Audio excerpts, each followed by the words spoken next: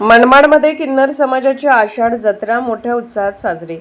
मनमाडमध्ये किन्नर समाजातर्फे आषाढ महिन्यानिमित्त पारंपरिक जत्रेचे आयोजन करण्यात आले होते. या निमित्ताने गोदावरी माता मंदिर परिसरात भक्तिमय वातावरण पाहायला मिळाले. ढोल ताशांच्या गजरात पोतराजाची मानाची मिरवणूक काढण्यात आली. यावेळी समाजातील गुरुशिष्य परंपरेला उजाळा देण्यात आला. स्वर्गीय भास्कर आबा गुरु यांनी सुरू केलेली ही परंपरा गुरु पिंटू सावंत यांच्या मार्गदर्शनाखाली गेल्या 15-16 वर्षापासून अविरत सुरू आहे. समाजातील अनिष्ट गोष्टी दूर व्हाव्यात आणि सर्वांना सुखसमृद्धी लाभावी या हेतूने विविध धार्मिक विधी पार पडले. या जत्रेला मनमाडकरांनी मोठ्या संख्येने उपस्थित राहून उत्स्फूर्त प्रतिसाद दिला. SS न्यूज मराठीसाठी मनमाडहून जिल्हा प्रतिनिधी माधुरी पगारे यांचा रिपोर्ट. जय माता दी. सर्वांना पाया पडण्यात आहे. मी मनमाडची निकी. जसं आता सांगितल्याप्रमाणे गुरुने आमच्या जो पावलावर पाऊल दिला आणि जे आमच्या नानींनी सांगितल्याप्रमाणे जसे आखाडाची परंपरा त्यांनी जी केली माझ्या गुरूंनी, तीच परंपरा आम्ही पुढे पाळणार आहे आणि ती आम्ही पाळणार आहे. जसं आता सांगितलं आहे माझ्या गुरुभावांनी, राजमांनी आणि माझ्या गुरूंनी सांगितलं, पिंटी गुरूंनी जी गोष्ट सांगितली तीच तुम्हाला मी सांगते की जशी आखाडाची परंपरा आमच्या नानीपासून आम्हाला माहिती पडली, आता आमच्या गुरूंनी आम्हाला सांगितली आणि तीच आम्ही पुढे पाळणार असणार आणि इथून पुढे आम्ही ती चालू ठेवणार.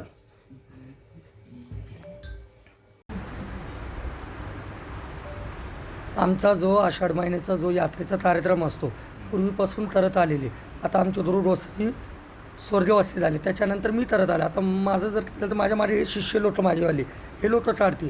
हे म्हटलं तर मर्याई लक्ष्मीचा डाडा असतो, जी आमची मनमाडची शिवावरची जी गोदावरी माता आहे ती आमचं शिव आहे. आम्ही अख्ख्या गावांनी आम्हाला किंवा अख्ख्या समाजाने आम्हाला वाळीत टाकलेलं असलं तरी आज लोक आम्हाला देवाच्या रूपाने पाहतात.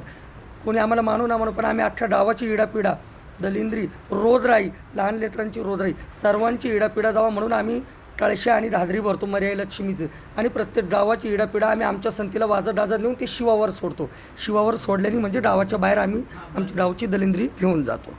पण दरवर्षीप्रमाणे तुम्ही जे गुरु शिष्याचं जे नातं तुमचं नातं आहे, त्या नात्यामध्ये मग तुम्ही दरवर्षी तुम्ही एकत्र येता, हो. तुम्ही कार्यक्रम हो. काय गुरु शिष्याचं काय तुमचं? आमचं असं असतं, आधी जसं गुरु म्हटलं तर लक्षात ठेवा, जसं मी हे माझे शिष्य बसलेले, त्याच्यानंतर गुरु म्हटलं तर ही आई परमेश्वर आम्ही आमच्या नात्याने मानतो. जसं आमचे गुरु होते स्वर्गवासी गुरुवर्य भास्कर गुरु, तसे यांचं गुरु मी आलं लक्षामध्ये. म्हणजे आमचं एक माईलेकराचं नातं असतं.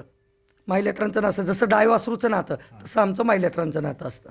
मग इथून पुढं तुमचं म्हणजे काय आता कार्यक्रम काय तुमचे राहणार आहे? आता बघा, जसं आता मी टाळलेलं आता आषाढ महिन्याचं, त्याच्यानंतर आता माझं जर काही झालं तर माझ्यानंतर माझे चेले टाळतील.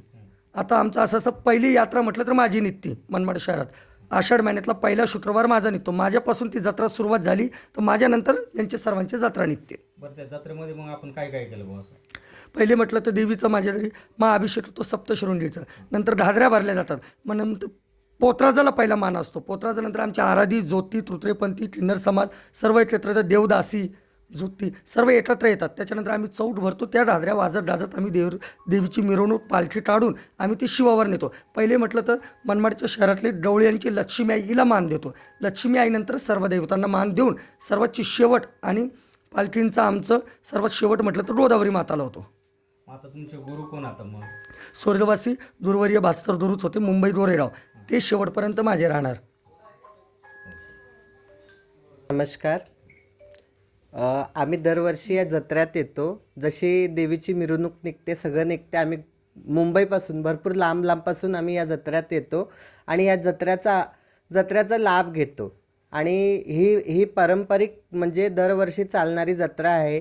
आमचे गुरु म्हणजे आमची नानी, भास्कर नानी ते होते, त्यांच्यापासून हे चाललेलं होतं. आता हे चालवत आहेत आणि ह्यांच्या पुढेही सगळे चालवत असतील आणि सगळे करत असतील. तुम्ही कधीपासून येता इकडे? आम्हाला येऊन भरपूर वर्ष झाले. तरी किती वर्षापासून मग तुम्ही? 15-16 वर्षापासून. काय नाव तुमचं? माझं नाव दीपा आहे. सर्वांना पाया पडणे येतं. हा जो आषाढाचा महिना आहे, हा आषाढाचा महिना आम्हाला आमच्या गुरुपासून माहिती झाला. आमच्या गुरूंना त्यांच्या गुरुपासून ही जी गुरु शिष्य परंपरा आहे, ती गुरु शिष्य परंपरा आम्ही जपत आहोत आणि यापुढेही जपणार आहे. आणि आषाढ महिना म्हटलं की आम्हा सर्व आराधी जोगती भगत ह्या सर्व लोकांचा आनंद उत्सव हा महिना असतो आणि त्या महिन्यामध्ये आम्ही हा आमचा आनंद उत्सव साजरा करत असतो. परंतु ह्या वर्षी आम्हाला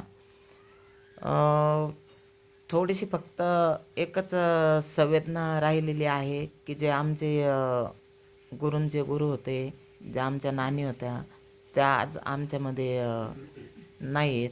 त्यांची उणीव आम्हाला ती सदैव भासणारच आहे आणि त्यांनी जे आम्हाला शिकवण दिलेली आहे, जी त्यांची शिकवण आहे, त्यांच्या शिकवणीनुसार आम्ही पुढे चालणार आहे आणि पुढची परंपरा आम्ही जोपासत आहे.